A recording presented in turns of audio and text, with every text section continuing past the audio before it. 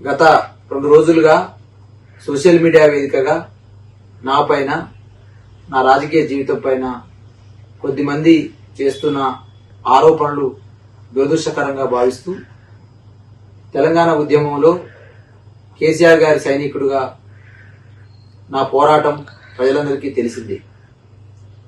తదనంతరం కేసీఆర్ గారి నాయకత్వంలో 10 సంవత్సరాల అధికారంలో ఒక రాష్ట్ర స్థాయి కార్పొరేషన్ చైర్మన్ గా నిర్వహించిన బాధ్యతలు క్రమశిక్షణ ప్రజలందరికీ తెలిసింది. ఇవాళ అధికారం పోయిన తర్వాతకి 20 నెలలుగా కేసీఆర్ గారి పైన, కేసీఆర్ గారి కుటుంబం పైన, పార్టీ వర్గ కేటీఆర్ పైన జరుగుతున్న దుష్ప్రచారం పట్ల, పార్టీ నిర్ణయాల పట్ల, పార్టీ కార్యక్రమాల పట్ల కేసీఆర్ గారి గులాబీ సైనికుడుగా అంకుఠిత దీక్షతో పనిచేస్తున్న తీరుని తెలంగాణ సమాజం అంతా గమనిస్తా ఉంది. కానీ ఇలా కావలసుకొని నా రాజకీయ ఎదుగుదలను ఓర్వలేక కొద్దిమంది వెనకాల ఉండి నా రాజకీయ జీవితాన్ని దెబ్బతీయాలని, పార్టీ అధిష్టానం ముందు నన్ను కించపరచాలని, నా క్రమశిక్షణను దెబ్బతీయాలని గతంలో భువనగిరి పార్లమెంట్ టికెట్ అడిగినప్పుడు నాకు సంబంధం లేని ఒక ప్రచార అస్త్రాన్ని కొద్దిమందిని ఎవరు అనగదొక్కారని అనేటువంటి ఒక న్యూస్ వస్తే దానికి నాకు సంబంధం ఉందిగా అంటగడితే ఆ రోజు కూడా నేను ఖండన చేశాను.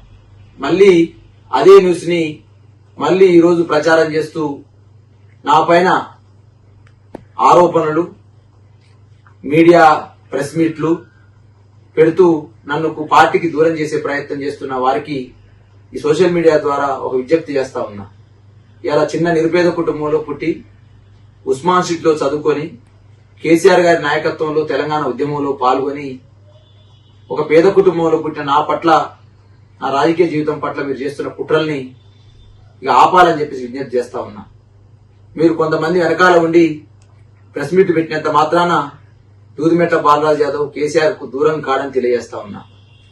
ఇప్పటికైనా, ఎప్పటికైనా, మరెప్పటికైనా, భవిష్యత్తులోనైనా గులాబీ సైనికుడుగా కేసీఆర్ గారి నాయకత్వంలో మా యువనేత కేటీఆర్ గారి అడుగుజాడల్లో నడిచే నికార్సైన తెలంగాణ ఉద్యమ నాయకుడు ఈ దూదిమెట్ల బాలరాజు యాదవ్ అని తెలియజేస్తూ, ఏదైతే తెలియకుండా ఇష్టం వచ్చినట్టు ఆరోపణలు చేస్తా ఉన్నారో, ఒక పేదవాడు ఈ స్థాయికి వచ్చిన సందర్భం కేసీఆర్ గారి నాయకత్వం. షేర్ చేయండి, లైక్ చేయండి, సబ్స్క్రైబ్ చేయండి.